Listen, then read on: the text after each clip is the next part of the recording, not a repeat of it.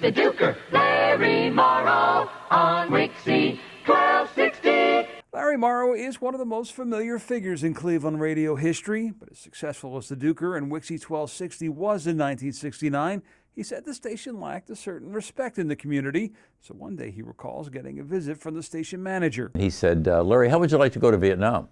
And it was the height of the war, and I said, why would I want to go to Vietnam? It pointed out that there were more than 200 people from Greater Cleveland serving in Vietnam, and they wanted Morrow to go overseas to interview them and bring back their holiday greetings to air between Thanksgiving and Christmas. He recalled vividly immediately after landing in Vietnam, being recognized by a serviceman from home. And he said, oh, you're the Duker, Larry Morrow from the world. What are you doing here?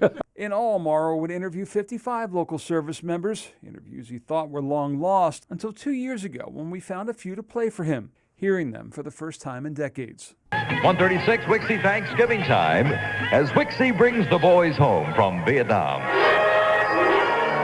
Hi, Duker. My name is PFCRL Jacobson. I graduated from Canton McKinley High School. Mom, Dad, and Helen, I want to wish you a very happy Thanksgiving, and I hope to be home by Christmas. Boy, that's going to be nice, isn't it, Russ? Sure is. Is this your first Thanksgiving away? No, it's my third. How long have you been in Vietnam? 18 months.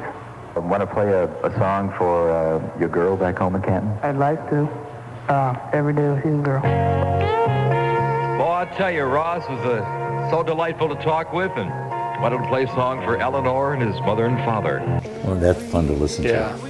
After that story ran last Thanksgiving, we heard from Jim Vauquer, a veteran who it turns out was not only interviewed by Morrow, but he was the one who recognized him when he landed in Vietnam. Well, it was a complete shock. I mean, I never expected to, although I ran into guys I knew, I never expected to see the Duker sitting there, you know, a famous disc jockey, you know, from home, sitting there and going, what, looking for people to interview. It's like, wow, this is crazy. Vauquer, by the sheer chance of that meeting, would be the first one Morrow would interview, and his was the first interview to air November 28th, 1969, 50 years ago today. Wow.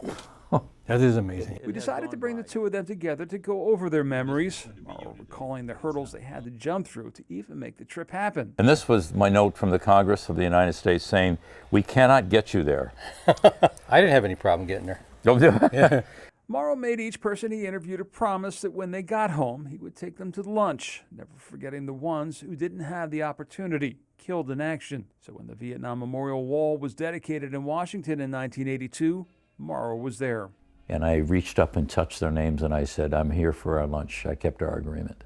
Morrow and Vauquer, as it turned out, never had their lunch, but now 50 years after their chance meeting in Vietnam, they have a friendship born out of a trip that Morrow said forever tied him to the city. Vietnam was the one occasion and the one part of me that kept me here forever in the hearts of Clevelanders.